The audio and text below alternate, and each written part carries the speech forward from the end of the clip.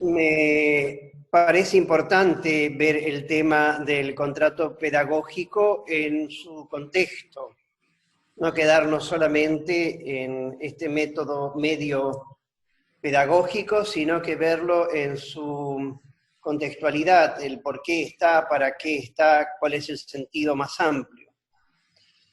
Partiendo fundamentalmente de lo central que Jean Stott tiene, que como ustedes bien saben es la alianza de amor. Este es el principio básico, el principio inicial, es lo que le da sentido a toda nuestra vida. Y nuestra vida de Jean Stott está centrada en eso. Cuando hablamos de alianza de amor, estamos hablando de dos contrayentes. Estamos hablando del contrayente humano, es decir, del hombre, y en el caso de la obra de familias, estamos hablando de la familia como tal. Y el segundo contrayente que tenemos, evidentemente, es la mater. La MTA con quien nosotros entramos en contacto. La alianza de amor es entonces esta realidad de dos contrayentes. El uno aporta lo que normalmente en teología y en filosofía se llama la naturaleza.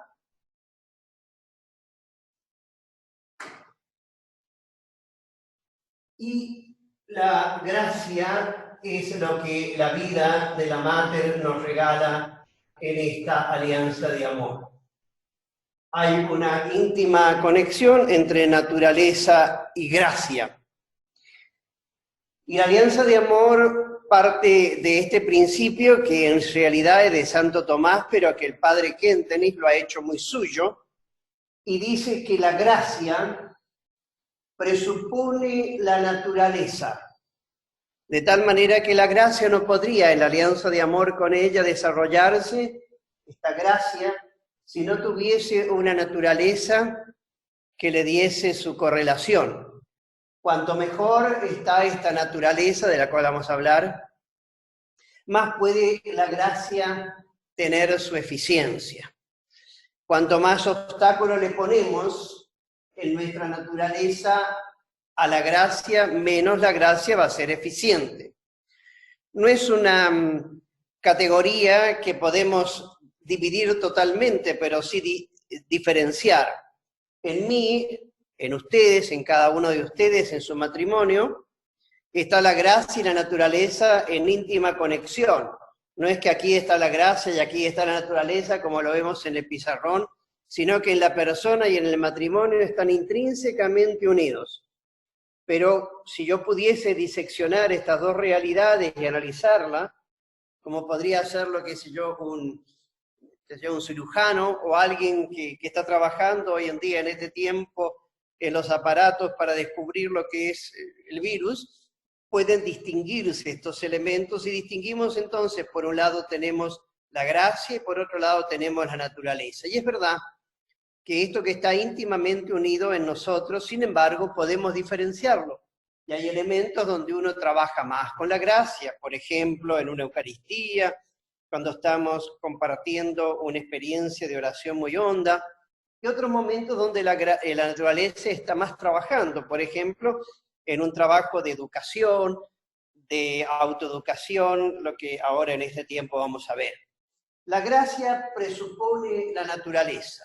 Pero dice el padre Kentenich también, y esto es muy suyo de él, que esta misma gracia eleva, perfecciona y en muchos casos cura esta naturaleza. De tal manera que si bien la presupone, sin embargo esa gracia también eleva, perfecciona, le da plenitud a todo lo que nosotros humanamente en nuestra naturaleza podemos hacer. En esta conjunción, la gracia presupone, pero al mismo tiempo eleva y perfecciona, y en muchos casos, dice Kentenich, cura la naturaleza, se encuentra todo lo que es el desarrollo propiamente de esta alianza de amor. Vamos ahora a analizar qué es lo que esta naturaleza regala en esta alianza de amor.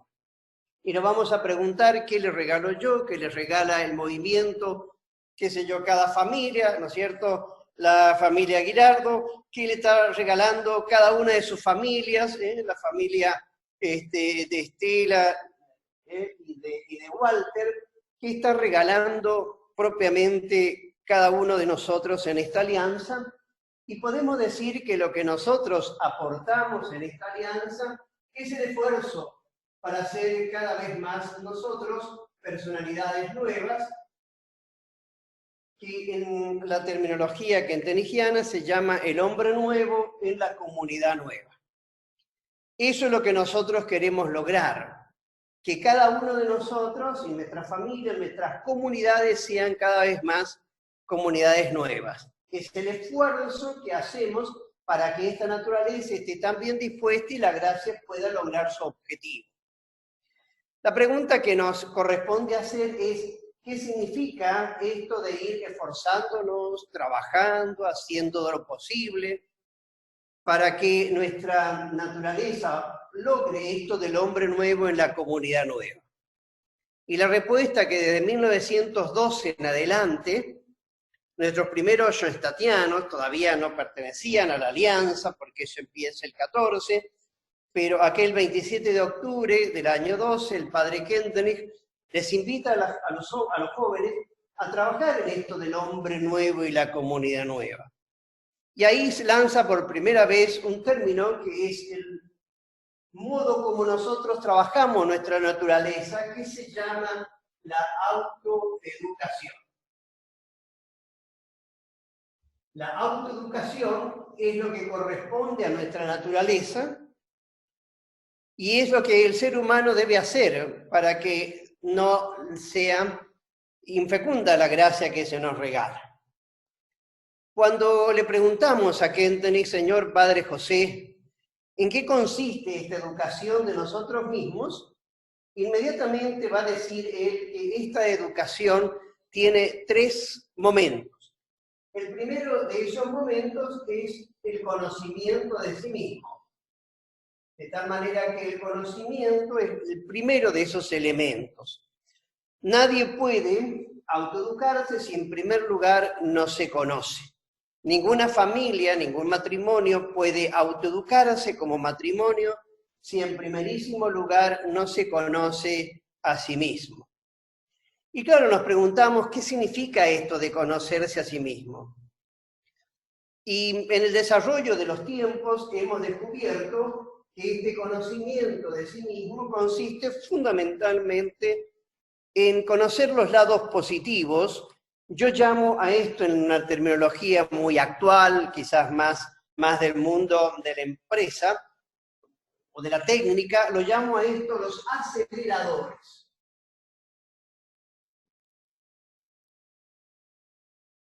Aquellos elementos que nos lanzan hacia adelante, que nos permiten seguir creciendo, que nos permiten que ese auto que es cada uno de nosotros y nuestro matrimonio pueda lograr salir, lograr la meta. Los aceleradores son aquellos lados especialísimamente positivos que por mi temperamento, mi pasión dominante, por la historia personal, por la herencia de mi familia, por las circunstancias que me colocó la vida, por todos esos elementos, hoy en día es el acervo de las cosas positivas que yo tengo.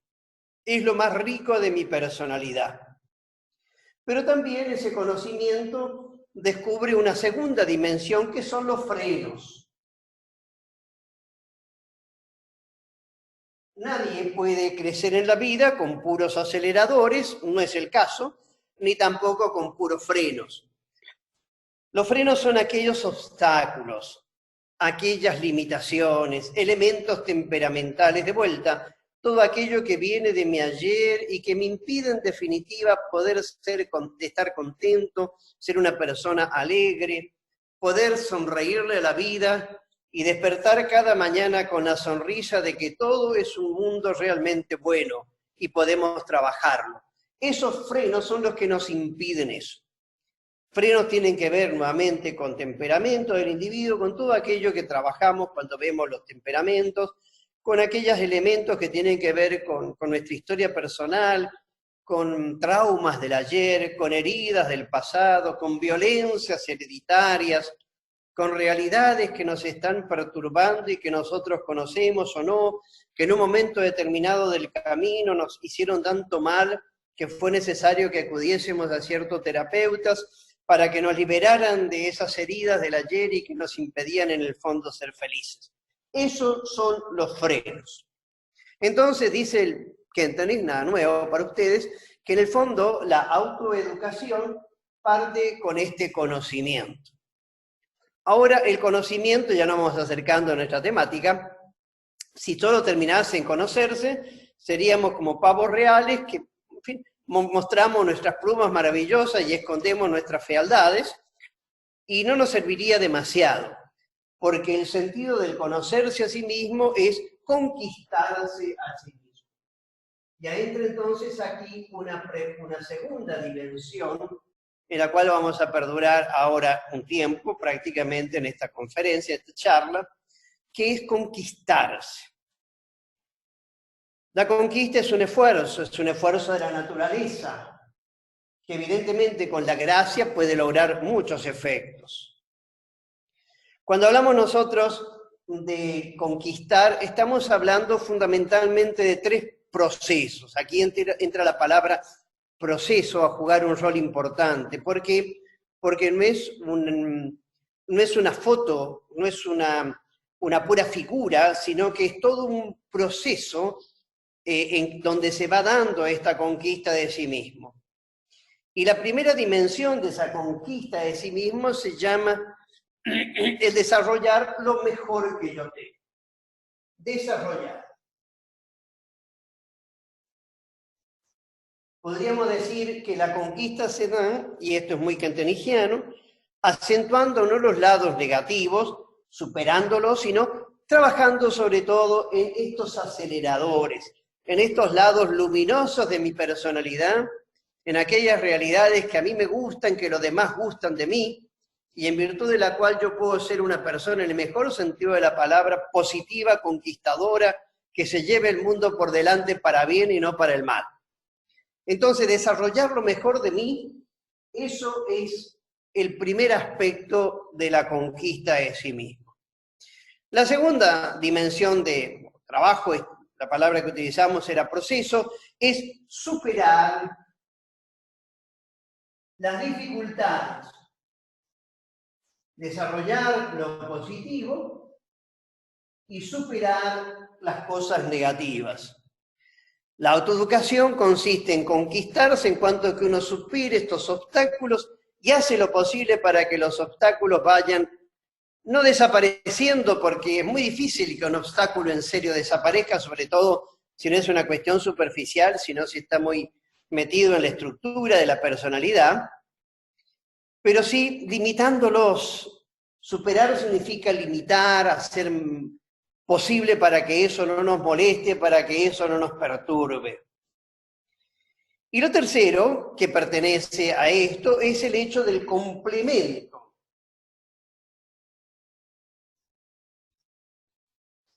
De tal manera que la personalidad, la autoeducación, la conquista, consiste en que yo voy también claramente descubriendo aspectos que complementan mi personalidad. No son aspectos positivos, porque si no estarían en ese cajón. No son aspectos negativos, porque si no tendría que superarlo, sino que son aspectos que armonizan mi personalidad. Yo no sé en qué medida ustedes conocen, por ejemplo, ciertas corrientes, digamos, pedagógicas, pero, por ejemplo, el enneagrama trabaja mucho con esto, trabaja no solo con el lado positivo y negativo, sino también con los laterales, de tal modo que cada eneatipo, es decir, cada temperamento, llamémoslo así, pero se llaman eneatipos en esta corriente, ¿no es cierto?, tan antigua y tan moderna del enneagrama, son elementos que van complementando esta personalidad y le van dando un mayor relieve a lo positivo y superando en parte también lo negativo. Son elementos complementarios. ¿Estamos hasta ahí? ¿Se entiende más o menos? el esquema? Si hay preguntas, levanten la mano y en todo caso lo vamos a explicar. Sí, padre. Ahora bien, una vez que yo estoy en este proceso de conquista, la pregunta que se me presenta es, bueno, ¿y ahora qué? ¿Cómo lo trabajo a esto? ¿Cómo lo desarrollo a esto? Y ahí entran lo que llamamos nosotros medios. Vamos a colocarle aquí esa palabra, medios. Medios que nos ayudan a la conquista. De tal manera que para que estos tres elementos se den, precisamos de ciertos medios. Y uno de esos medios se llama el contrato pedagógico. De tal manera que el contrato pedagógico lo que pretende es ayudarle a la naturaleza en mi alianza de amor para que no haya obstáculos a la gracia y pueda esa gracia hacer de mí personas buenas. Vamos entonces a dedicarnos a analizar ahora ese contrato pedagógico. Lo primero que vamos a decir del contrato pedagógico es que es una herramienta para bien, una herramienta que nos ayuda a poder educarnos y a autoeducarnos. El título, contrato pedagógico, es un título que habla de estas dos dimensiones. La primera palabra es la palabra contrato. El contrato es algo que todo ser humano hace en su vida. El matrimonio es un contrato, no es solo un contrato, pero es un contrato. El trabajo que yo tengo, lo tengo en virtud de un contrato que yo hice con el Estado, con una firma, con gente. El señor que me provee de ciertas cosas hace un contrato conmigo. Cuando yo voy a un médico, voy a verme a uno de los mejores oftalmólogos que hay ahí en Resistencia, que me está viendo en este momento. Apenas yo entro, ¿no es cierto?, lo llamo por teléfono, hago un contrato con él. Y entonces, si este señor doctor oftalmólogo no me cura, de alguna manera no cumple con su contrato, pero si yo tampoco no le pago, él podrá entonces demandarme porque no cumplo con mi contrato. Pero estos contratos que son laborales tienen que ver, pueden ser también contratos amorosos, es decir, el contrato que yo tengo con mi esposa, con mi marido, con mi cónyuge, el contrato que de alguna manera hacemos con nuestros hijos, de tal manera que yo a mi hijo le pago el estudio, a mi hijo lo alimento, a mi hijo le doy una serie de elementos, pero hago también contrato con él. Y le digo, mirá, Pepito, Pepe o Pepón, depende de la edad que el pirulo tiene, no, yo te voy a pagar este colegio cuesta tanta guita, pero vos tenés que estudiar. No decimos, querido Pepito, Pepe y Pepón, vamos a hacer un contrato con vos, pero en el fondo el sentido es hacer contrato. De tal manera que la persona crece, y este es un elemento hondamente pedagógico y psicológico, que la persona crece en la medida en que hace contratos. Ahora, lo curioso de este contrato pedagógico, y de ahí viene el nombre, es que en primer lugar, ese contrato me lo hago conmigo mismo. Y en segundo lugar, para mejorar mi vida. No hay un tercero con quien yo hago un contrato. Fíjense que tampoco un contrato con la mater, sino que el contrato lo hago conmigo mismo, porque yo quiero ser mejor. Y el matrimonio puede hacer su contrato pedagógico matrimonial, porque el matrimonio quiere ser mejor. Después vamos a ver qué significación tiene esto en todo lo que es el aporte nuestro a la alianza con la mater. Pero en primer lugar, el contrato pedagógico lo hago conmigo. Lo hago con vos, nosotros dos, nos hacemos un contrato pedagógico por nuestra vocación, que es el matrimonio. Después vamos a ver, vuelvo a decir, quizá lo adelanto muy poquito, que ese contrato va a tener también alguien que testifica el contrato, es un testigo. El testigo es que atestigua que yo hice el contrato, y bajo ese prisma, normalmente puedo hacer yo también en ese contexto un contrato con la madre. Le puedo decir, mira, querida madre, hago un contrato o hacemos como matrimonio un contrato contigo, Pero en definitiva, este contrato lo hacemos porque sabemos que vos vas a ser el testigo fundamental de esto que vamos a comprometernos en esta tarea autoeducativa. Existen varias escuelas pedagógicas que han trabajado con el contrato. Y es muy interesante porque aquí Kentenich y Schoenstatt se suman a esto. Hay ciertas escuelas, no sé en qué medio ustedes lo conocen, por ejemplo, el análisis transaccional, Eric Berne, trabaja muchísimo con todo lo que es el contrato, pero también toda una escuela, por ejemplo, de Jung, trabaja con el contrato, porque de tal manera que la persona, si no hace un contrato de mejora consigo mismo, tarde o temprano, no logra poder crecer. Se queda en el aburguesamiento, en las buenas intenciones, en los buenos deseos, y llegado el momento no cumple con lo suyo. Ahora bien, todo contrato tiene cláusulas. Y también el contrato pedagógico significa acá en este contexto algo que me ayuda a ser mejor. La pedagogía es la ciencia, pero también es el arte, es la metodología que nos permite caminar mejor, llegar a un objetivo, lograr la meta, todo aquello que está orientado hacia una meta, desde el momento en que yo estoy hasta el lugar a donde yo voy a llegar, todo lo que ayuda a eso se llama pedagógico. Por eso el pedagogo es, ya se lo conocen ustedes de memoria esto, el pedagogo era en la Grecia antigua el que lo tomaba a la persona y le enseñaba al niño, le enseñaba a caminar.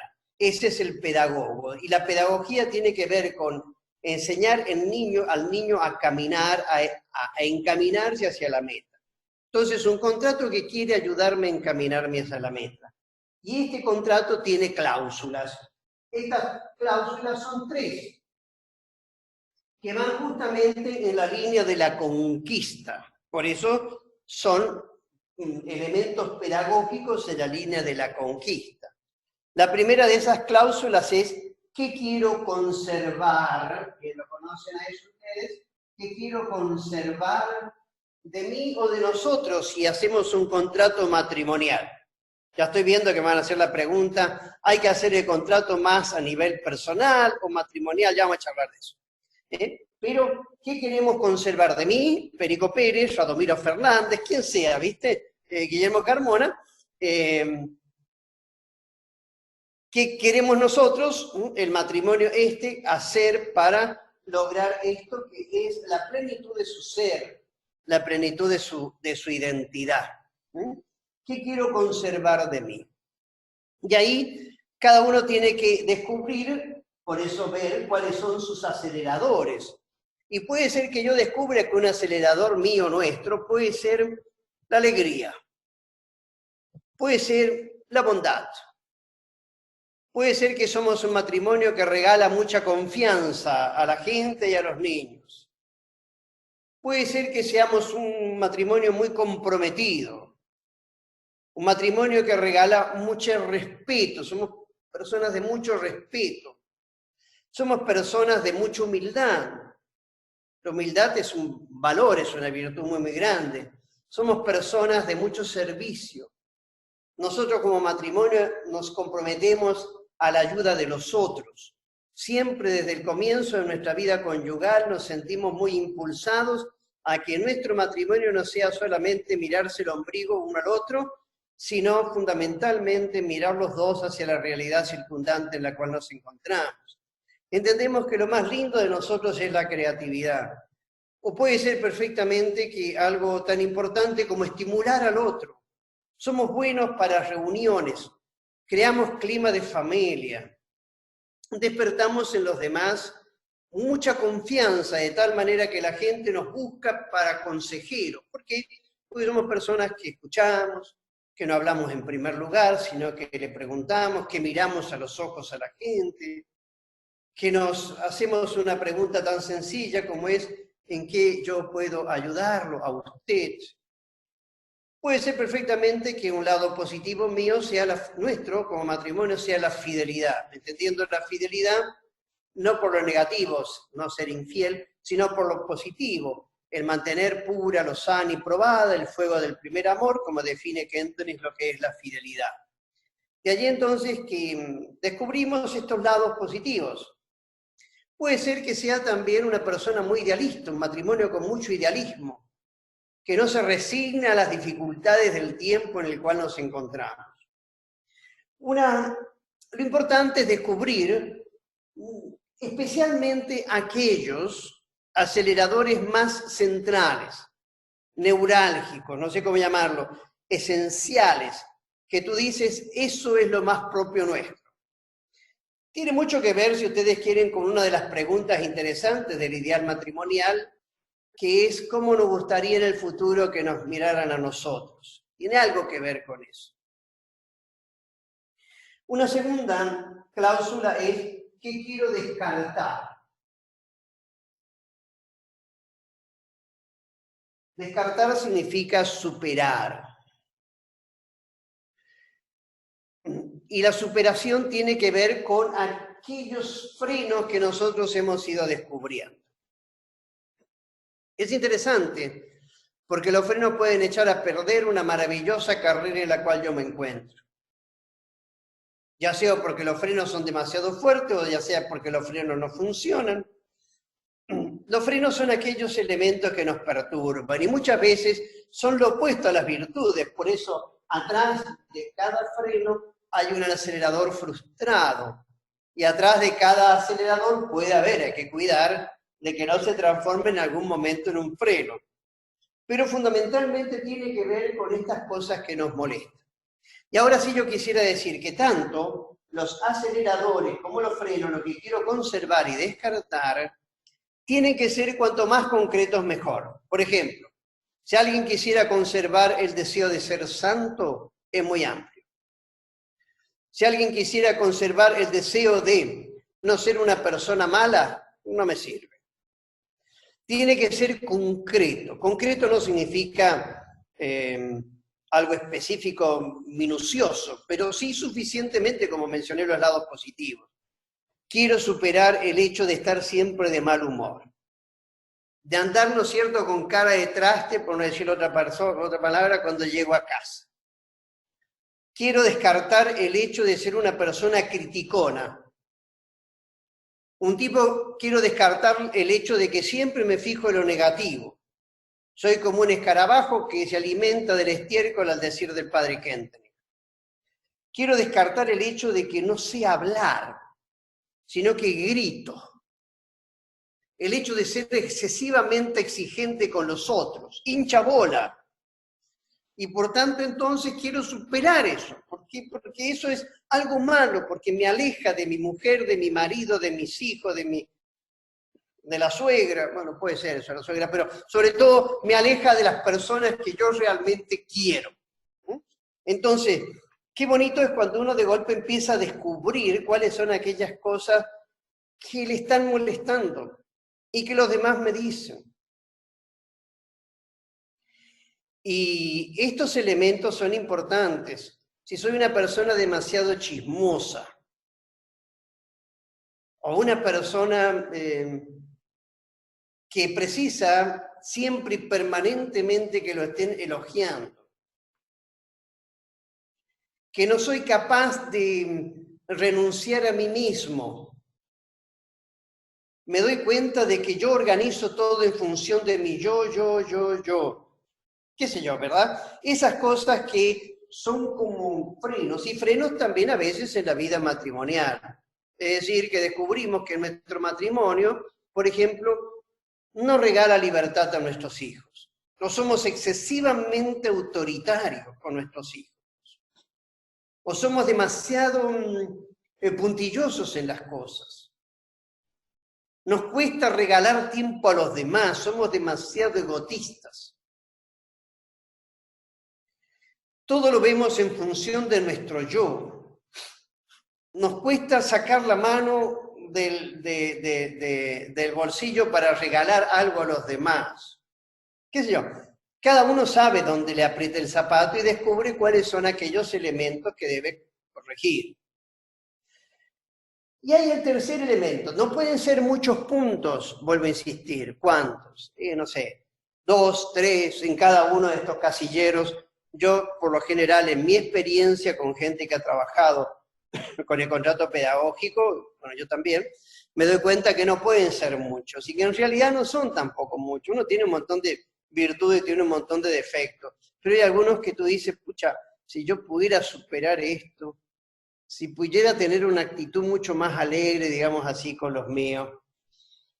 Eso, cuando uno descubre eso, ahí inmediatamente se da cuenta que hay 2 o 3 elementos que son muy importantes. Tercero, ¿qué quiero adquirir para mí? Adquirir es el tercer elemento que tengo que tener muy en claro cuando quiero. ¿Se ve bien ahí? Cuando pone ahí, ¿se ve bien ahí? Bien. Adquirir significa aquellas cosas que no tengo, pero que son buenas. Por lo general, la línea de la adquisición, porque son complementos a lo positivo y complementos a lo negativo, van muy en la línea de dimensiones espirituales, religiosas y afectivas. Por ejemplo, puede ser de que yo quiera adquirir mayor tiempo para estar con los míos. Por ejemplo, quiero adquirir el que realmente todos los domingos vaya a misa, vamos a misa. O queremos adquirir, por ejemplo, si estamos, ponele en federación o lo que fuese, o miembros de la liga, queremos adquirir el horario espiritual. Queremos adquirir el poder acompañar, si yo soy varón, por ejemplo, papá, y quiero hacer mi contrato pedagógico, todas las semanas voy a tener, aunque más no sea, 10 minutos de diálogo con mi hijo, diálogo con mis hijos. Si tengo 3 hijos o 4 hijos, una vez por semana, ¿viste? O sea, aquellas cosas que no son defectos y que no son tampoco virtudes, sino que no los tengo, pero yo sé que tiene mucho que ver con los deberes de Estado. El deber de Estado, ser hijo de Dios; otro deber de Estado, mi cónyuge; otro deber de Estado, mis hijos; otro deber de Estado, mi trabajo. Y por eso puede ser perfectamente que algún punto de lo que yo quiero adquirir sea, por ejemplo, esté ligado, por ejemplo, al trabajo. Y puede ser que yo diga, bueno, yo quiero ser honesto en mi trabajo, pero quiero ser también generoso en mi trabajo. Por ejemplo, no es que yo sea demasiado codito, digamos, con la guita, pero sí podría ser un poquitín más generoso, y puede ser perfectamente que eso sea un elemento. Adquirir quizás algo que tenga que ver con el apostolado, tiene que ver entonces con mis deberes de Estado y con dimensiones muy espirituales y también afectivas. Cuando yo me doy cuenta de esto, nos damos como matrimonio cuenta de esto, vamos a seguir en esto del contrato pedagógico, es importante que yo lo motive, lo formule y tenga un testigo de este contrato pedagógico. Primero, lo escribo. El contrato pedagógico no es una cosa que uno lo tiene en la mente, sino que es algo que lo tiene escrito, y cuanto más claro, mejor. El lenguaje del contrato pedagógico no es el me gustaría, sería estupendo, qué buena persona sería si soy un tipo más alegre. No es un deseo, digamos, sino que tiene que tener el lenguaje de la voluntad, que se manifiesta por el verbo querer. Yo quiero, hoy, yo quiero, ¿no es cierto?, en este contrato pedagógico, quiero dejar de andar con cara de traste todo el tiempo, por ejemplo. O sea, quiero. El lenguaje del querer es fundamental. No estoy basándome en el dicho conocido de que querer es poder, sino me estoy basando en el hecho de que hay una decisión del individuo. Y es muy importante, porque sin decisión, que es lo que da la facultad de la voluntad, iluminada por la razón y motivada por el corazón, pero es la voluntad la que en el fondo te pone a sacar de tu yo lo mejor para acrecentarlo y lo peor para superarlo. Luego, el lenguaje. Un lenguaje claro, no muchos puntos. Y yo suelo decir, es un término mío esto, que un contrato pedagógico bueno es aquel en el cual un niño de 10 años puede entenderlo. Por ejemplo, yo quiero descartar, suponiendo, ¿no es cierto? ¿Qué quiero descartar? El hecho de que por el pecado original existente en Adán y Eva, desde el momento infralapsárico de la vida humana, el ser humano persiste en esa tendencia, no siempre transparente, de poder saludar el sol, que es la presencia de Dios resucitada en nuestra historia. Eso no sirve. En cambio, si vos pones, quiero ser alegre, un niño de 10 años dice, mamá, papá, qué bueno ese propósito, ¿ok? O sea, tiene que tener un lenguaje que un niño de 10 años no. Tiene, bueno, el lenguaje, por escrito, el lenguaje. Motivado, y ahí viene lo importante. Este contrato pedagógico, queridos amigos, es lo que yo trabajo no solo para mi autoeducación, sino que es mi aporte al capital de gracias. De allí de que si de golpe viniese el marciano y me preguntase a mí, entrase por la puerta, Carmona, ¿qué capital de gracias estás haciendo vos? Suponiendo que conoce el marciano la teoría del capital de gracia, yo le diría, señor marciano, me estoy autoeducando poniendo buena cara a todo el mundo. Ah, muy bien, dice marciano. Bueno, perfecto. O sea, este es mi capital de gracia. Entonces, la motivación no es solamente ser un tipo mejor, un matrimonio mejor, lo que en el año 12 del comienzo de la historia de Schoenstatt se llamaba las motivaciones éticas, sino que hay una motivación religiosa. Y mi motivación religiosa es el capital de gracias que yo hago, en virtud del cual la Mater está contenta. Y ahora bien, fíjense qué cosa más interesante, pienso ahora sobre todo en los correntinos, pero en todos nosotros, que están preparando su capital, están preparando su santuario. No hay santuario sin capital de gracias, eso es teoría kenteniana pura. Qué lindo que los matrimonios, entre los capitales de gracias que hacen, que tendrán que ser espirituales, Ave María, qué sé yo qué, visita, ¿no es cierto?, al lugar de la ermita, al oratorio, además de poner guita también para levantar el santuario, además de eso digan, nuestro capital de gracias es el contrato pedagógico bien vivido. Motivado. Y en tercer lugar, decía yo, tiene que tener un testigo, y esto es saludable. El testigo no es en primerísimo lugar el que te está controlando, sino es alguien de tu profunda confianza que tiene dos dimensiones, reza por vos y en segundo lugar puede ser instancia que escucha claramente lo que yo le he propuesto a la Mater y le hemos propuesto a la Mater y nos hemos comprometido con ella.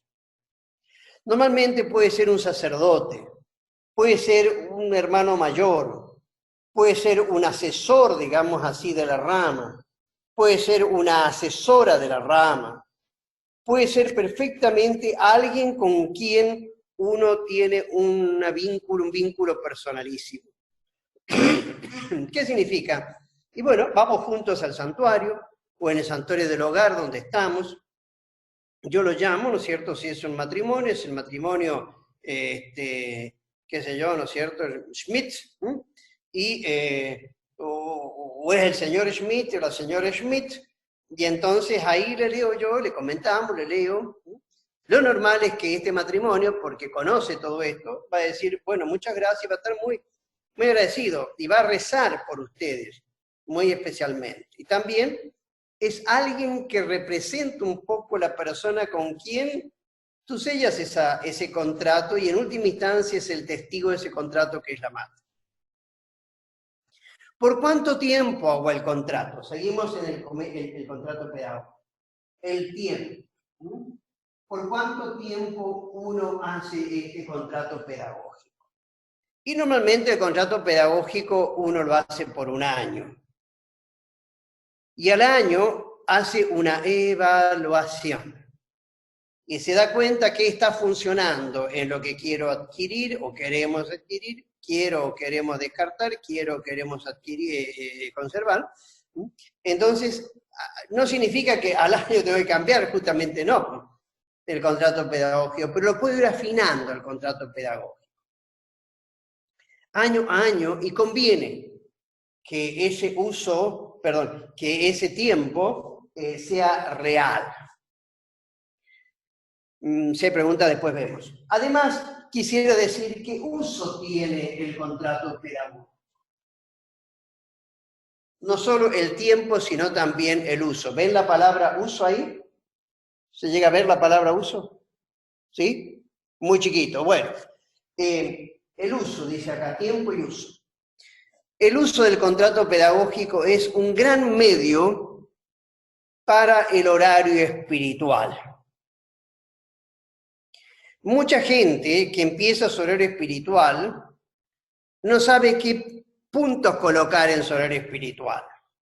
Y sobre todo se le conflictúa aún mucho más el tema del propósito particular. ¿Qué propósito particular voy a tomar? Inventa el propósito particular. Como no sé bien, lo primero que se me ocurre, me despierto a la mañana temprano, se me ocurre un propósito particular, voy yendo con el auto, digo, ¿por qué no este propósito particular? Y en el fondo el propósito particular no es un propósito que te sirve, de tal manera que el uso del contrato pedagógico es que te ayuda a tener buenos puntos para tu propósito particular. Nada más que el propósito concreta el punto que yo me puse. Voy a tomar de vuelta otro ejemplo. Me doy cuenta de que yo por lo general soy muy ácido. Quiero descartar eso, soy muy ácido en las críticas. Siempre le estoy viendo el lado negativo a mi marido. Me doy cuenta de las metidas de pata que el tipo se manda, y entonces me hincha que el tipo no sea más consciente y se esfuerce en ser una persona a quien no tengo que decirle todos los días que coma más tranquilo, que no se apure, que no le rete a los chicos. Permanentemente lo estoy criticando, de tal manera que además de mis 3 hijos, tengo un cuarto que es mi marido, a quien yo le hincho la... Bueno, por ejemplo, yo me doy cuenta que eso no es bueno porque pertenece un poquito a la estructura psicológica de la mujer el criticar a su marido. Pertenece esencialmente a la estructura psicológica femenina. Bien, lo sé esto perfectamente por charlas que he tenido con Carmona, quien sea, sobre la diferencia entre varón y mujer y algunas de las consecuencias que eso trae. Entonces yo quiero trabajar esto, porque me doy cuenta que realmente eso lo tengo muy asentado. Entonces voy a descartar eso. Entonces me pongo un propósito particular, que nunca tiene que ser negativo, sino positivo. Cada vez que el tipo se mande un moco, lo voy a sonreír y lo voy a mirar a la cara. No le voy a decir, mirá, Pepe, Radomiro, Junípero, cada vez que te mandes un moco, yo te voy a sonreír y te voy a mirar, ¿sabes? Así que cuando yo te mire y te sonrío, puedes estar mandando un moco. No, no le dices nada, pero evidentemente que lo haces.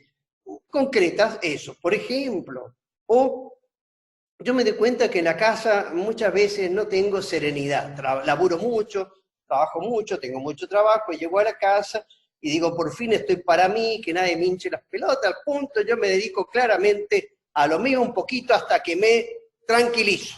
Muy bien. Pero me doy cuenta que eso no es bueno.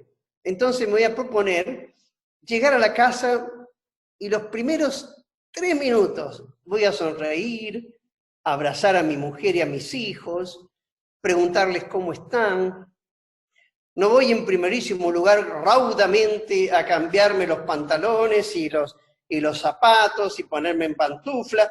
Bueno, esto no sirve ahora en el tiempo de cuarentena, pero suponiendo en tiempos normales eso puede servir, ¿verdad? Entonces, concretarlo.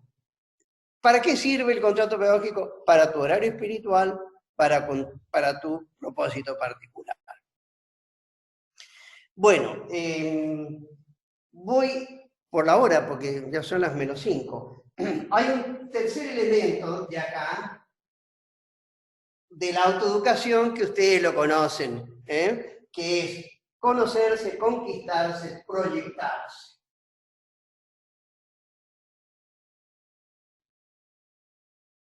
La proyección tiene que ver con todo lo que es el apostolado, de lo que es la familia, en el caso de la familia, de la persona de todas maneras. Proyectarse significa que el matrimonio y la persona está hecha para servir a los demás. Está todo el mundo, digamos así, del apostolado, está todo el mundo del nuevo orden social, del trabajo en la sociedad, digamos, que sea honesta, justa, etcétera, los valores del reino, ampliados donde nosotros trabajamos. No entro en este tema porque no es el tema de esta noche. Ahora, permítame, sí, preguntarle a la Virgen, bueno, y en esta alianza, ¿cuál es tu rol? ¿Qué es lo que vos haces?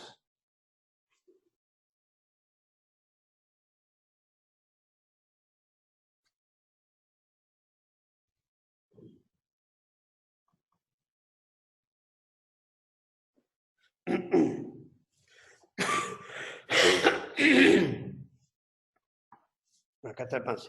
Bien, ¿qué es lo que hace la Mater? Bueno, sabemos que ella, fundamentalmente, en la alianza nos regala 3 gracias, porque ella lo que regala es gracia, no es otra cosa.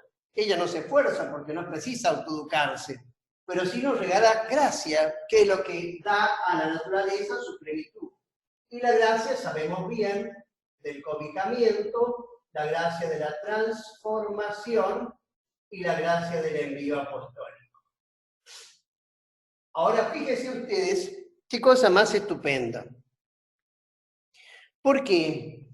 Porque estas 3 gracias tienen de alguna manera que ver con el cobijamiento, ya vamos a ver por qué, con el conocimiento, la transformación, con la conquista y el envío apostólico con esto que es el proyectarse.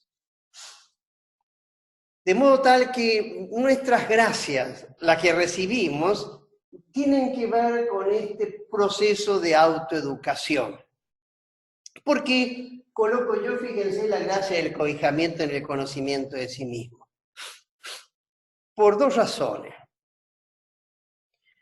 En definitiva, el conocerse a sí mismo nos da mucha alegría, pero a veces también nos da muchos problemas.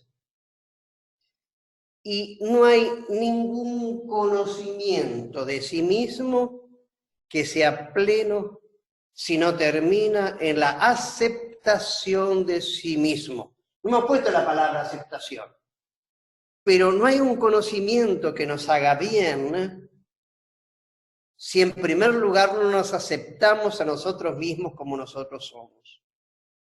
Esta es la gran técnica, si ustedes quieren, de la terapia y de la psicología, que en primer lugar lo que se busca, en primer lugar, no en último, pero en primer lugar lo que se busca en toda terapia es que la persona se redescubra, se descubra, pero es que también se acepte.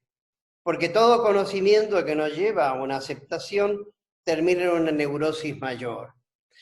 Y para que entonces tú puedas aceptarte, tienes que tener la certeza de que hay alguien que te acepta. Esto es Kentelich puro, ¿eh? Es psicológico, totalmente psicológico, pero es totalmente kenteligiano. Para que tú te aceptes a ti mismo, para que un niño se acepte a sí mismo, tiene que tener un papá y una mamá, un papá o una mamá que lo acepte a él.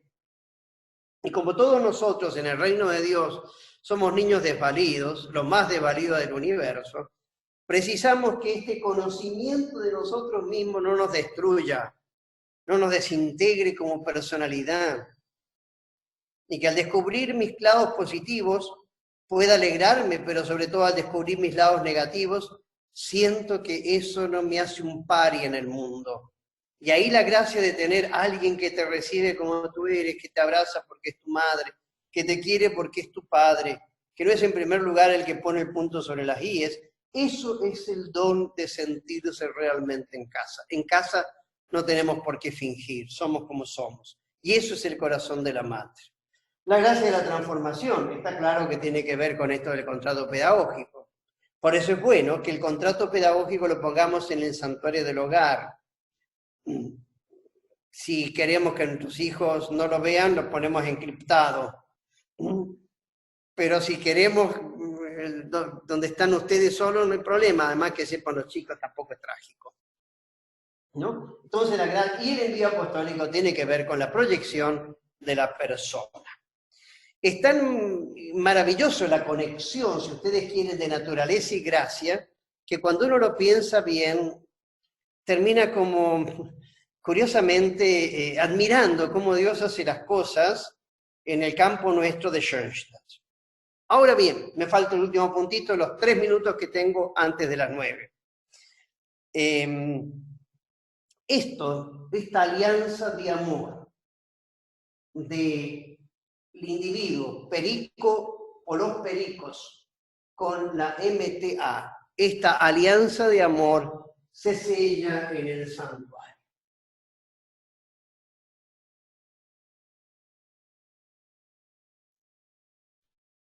De tal manera que el santuario es el espacio interior y exterior, donde sellamos la alianza de amor con la Madre, donde le entregamos nuestro capital de gracias y donde ella también nos regala las gracias para poder ser hombres nuevos en una comunidad nueva. Y cuando hablamos de comunidad nueva, estamos hablando de familia nueva. Cuando yo utilizo la palabra comunidad, estoy hablando en primer lugar para los matrimonios, en lo que significa propiamente una familia nueva, con todos los elementos que no tenemos que ver ahora. Entonces es muy importante saber de que estamos en excelente compañía y que lo que yo hago y lo que la Mater hace, lo hace en el santuario. Y por eso no hay alianza de amor sin santuario. Y hay una intrincable relación entre la alianza y el santuario, y es allí donde trabajamos nuestra autoeducación, donde nos esforzamos por el contrato pedagógico y donde la Mater nos regala la gracia para ser hombres nuevos o en categorías, en definitiva, religiosas, la verdadera santidad de la familia y del matrimonio, y en definitiva también la felicidad, en virtud de la cual vale la pena todos los días despertarse y decir gracias Señor, y a la persona que tengo al lado, gracias también por este don tan maravilloso de existir. Son las 9, yo me propuse interiormente terminar realmente, pero bueno, si hay preguntas frente a esto, con muchísimo gusto. Hay un librito mío, hacia la integración de la personalidad, donde en el capítulo 2, que es la integración de la voluntad, porque esto tiene que ver con la voluntad sobre todo, no solo, pero sobre todo, yo describo lo del contrato pedagógico. No le doy la amplitud que le he dado esta noche, pero en definitiva ahí está explicado todo lo que es esta teoría del contrato pedagógico. ¿Dónde lo saqué yo al contrato pedagógico? Fundamentalmente es el pensamiento kanteniano, que él lo llama, pero me parecía más interesante el término, él lo llama los espejos. Y él habla de que la persona debe tener un espejo en quien espejarse para poder crecer y para poder ser mejor. La teoría de los espejos se hace muy difícil para el hombre normal y corriente del tiempo de hoy, y especialmente para el mundo latino. Y descubrí que lo que el padre fundador quería con esto era propiamente lo que en otros contextos él habla también del contrato que uno hace con la Mater y la Mater hace con uno. Lo único que le metimos ahí en definitiva fue el término pedagógico, porque en el fondo de eso se trata. Bien, hasta ahí entonces.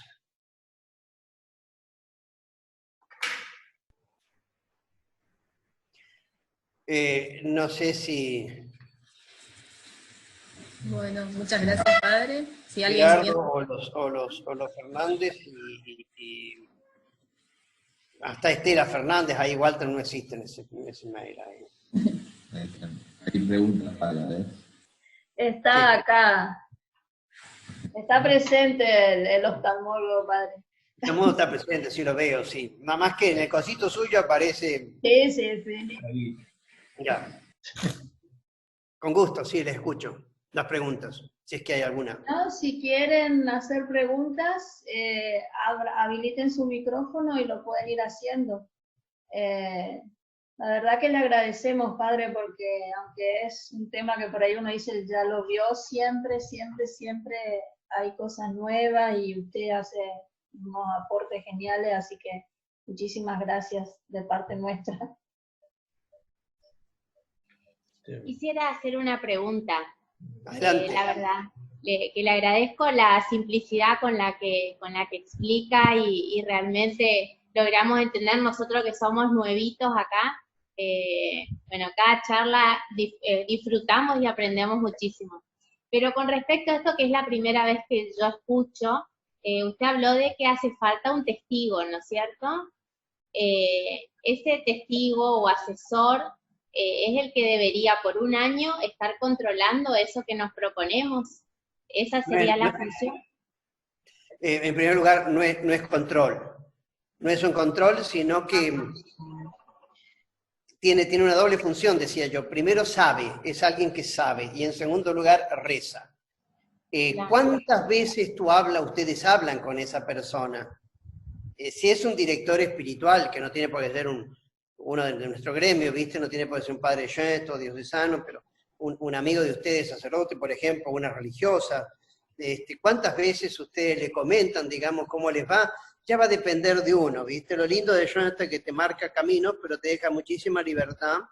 Si querés comentarle cada cierto tiempo, le invitan a tomar un cafecito, un asadito, o lo que sea, y aprovechan entonces para comentarle cómo les va yendo. Sin duda que les va a interesar, ¿verdad? Y si realmente eligieron ver la persona, no van a ser una persona que ven una sola vez en la vida, sino justamente que ven bastante relativamente 2, 3 veces, o toda la semana, o todos los meses, depende de quién es, ¿no es cierto? Pero entonces no le va a controlar, sino que va a rezar por usted y va a saber, testigo. No es un juez ni nadie más. Por un año, y sí, sobre todo el primer año, diría yo. Si la experiencia ha sido buena, cuando renuevas puedes perfectamente, y te vas adentrando en esto, lo puedes perfectamente hacer también el año siguiente y así sucesivamente.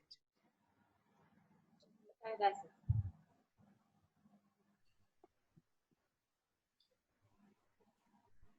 Padre, y en la línea del contrato pedagógico matrimonial, ¿qué diferencia habría? ¿Cómo sería esa experiencia? Hay las dos experiencias, ¿eh? La experiencia de primero lo hace él y la hace ella por su lado y después hacen juntos. Y a veces yo he visto también en matrimonios que les ha sido más fácil, tener ciertos puntos del contrato pedagógico que son comunes.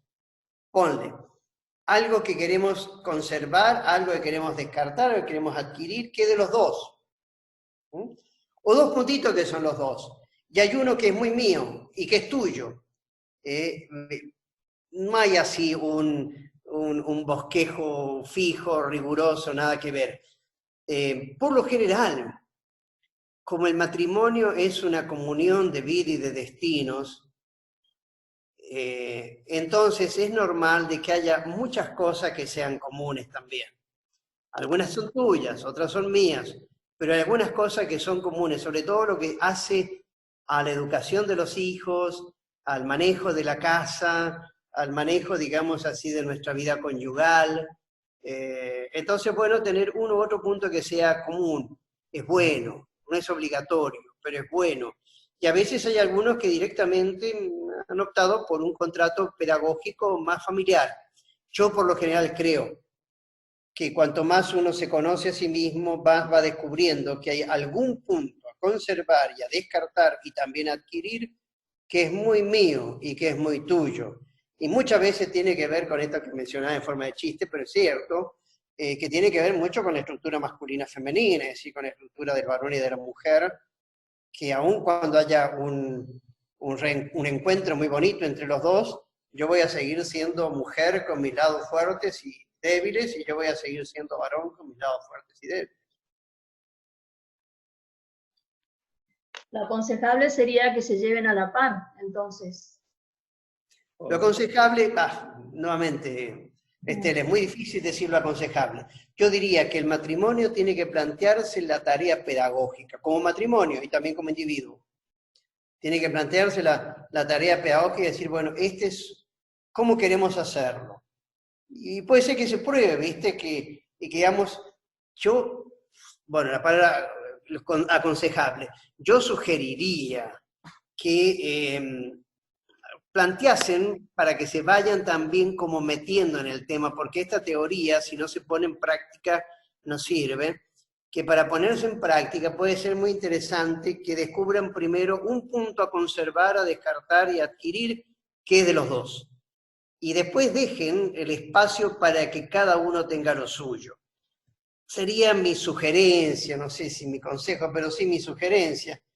Si les resulta estupendo, pero suponiendo que no es cierto, él o ella dice, no, mira, yo ya me conozco bastante bien, me gustaría hacerlo por un tiempo, por un año, yo solo, yo sola, ningún conflicto, no están yendo en contra de nada. Mientras les sirve para conocerse, para conquistarse y para proyectarse, bienvenido sea.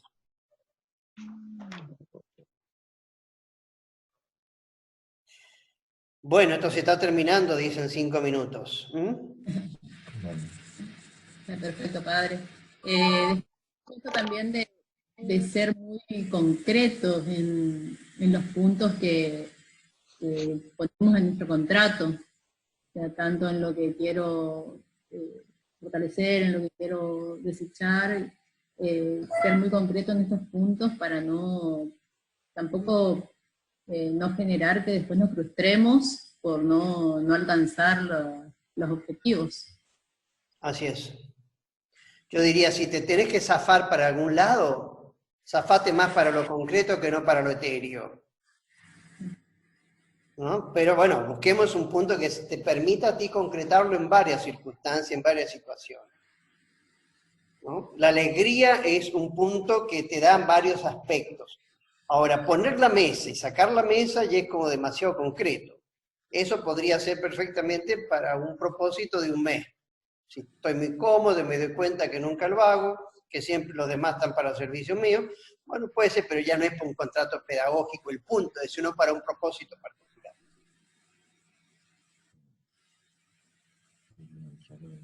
¿Alguna otra pregunta? Ahí, Eduardo, Silvia.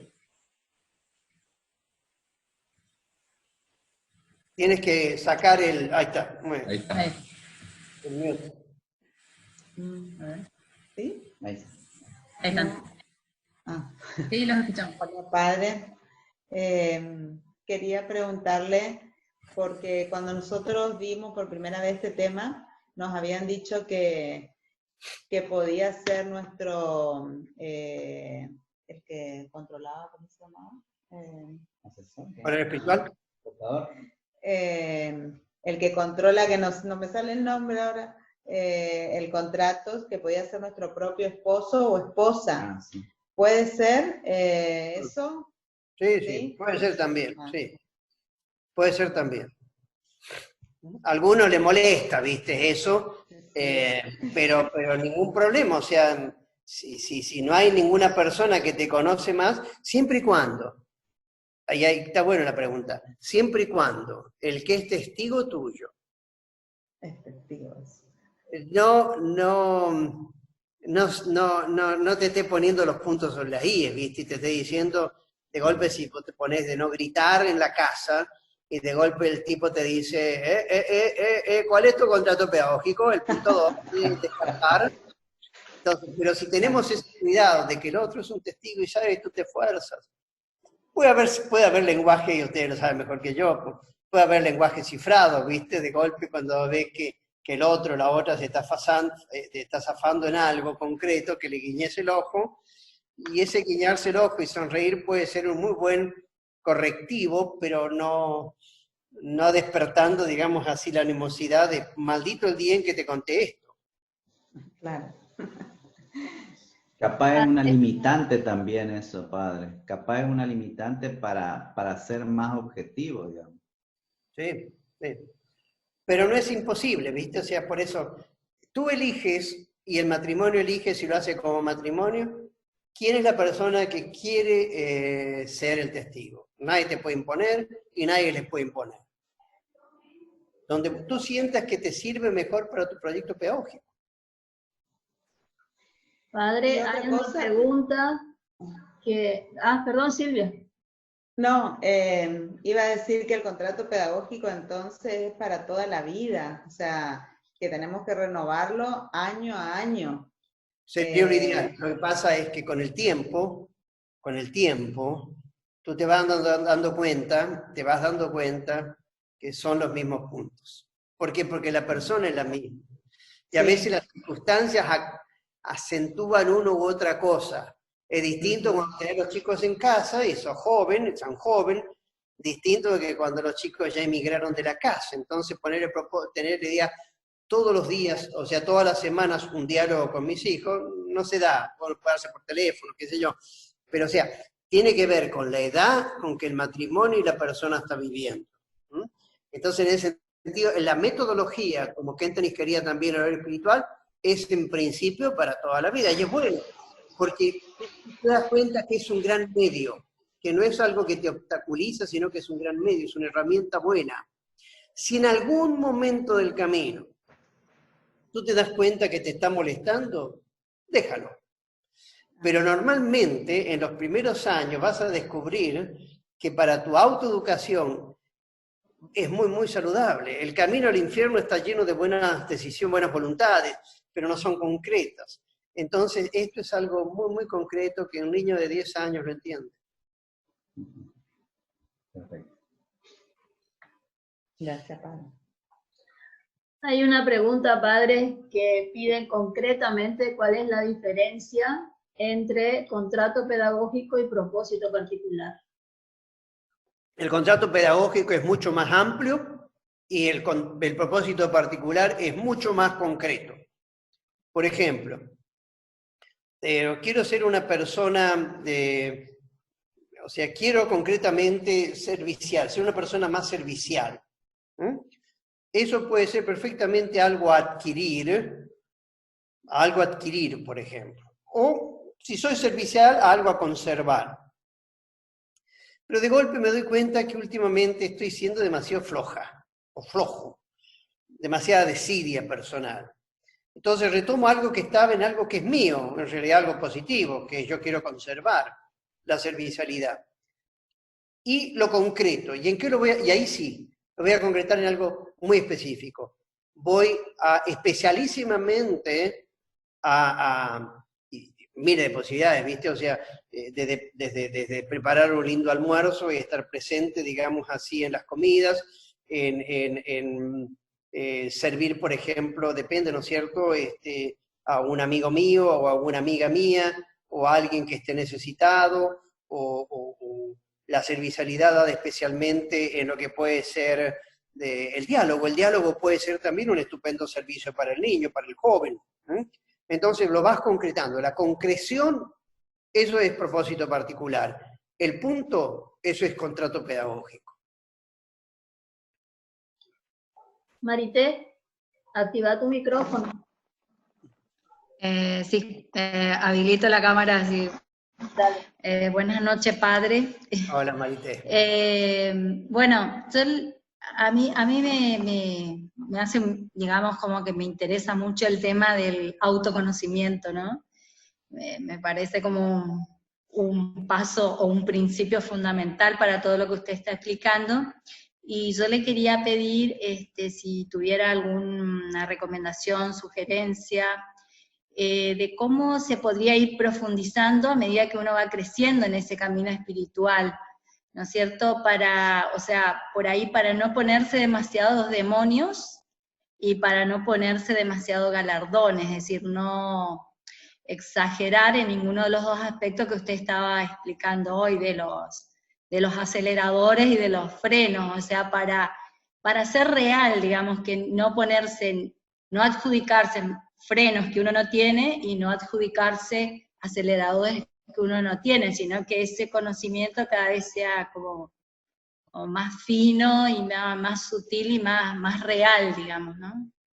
No sé si se entiende. Sí, perfecto. Muy linda pregunta.